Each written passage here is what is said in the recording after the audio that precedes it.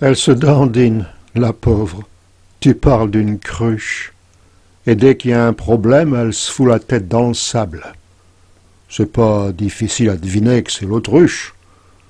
Il n'y a qu'un oiseau sur terre qui en soit très capable. Il faut bien avouer qu'elle n'a pas l'air maligne, avec un cou comme ça et des ailes ridicules. Et puis, quand elle s'enfuit, elle court toujours en ligne, alors, en tant qu'espèce, l'autruche est vraiment nulle. Moi, je peux pas m'empêcher. Quand j'en vois une, je rigole. J'en ai vu que dans des eaux, mais c'est du tout pareil. La première que j'ai vue dans un livre à l'école m'a fait rire et l'instit m'avait tiré l'oreille. Je dois bien avouer que c'est pas gentil de ma part. L'autruche n'y peut rien si elle est ainsi faite.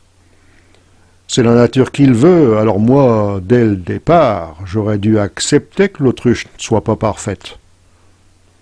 Mais ce qui l'a bousillé, c'est sa réputation. Et c'est très difficile de s'en débarrasser.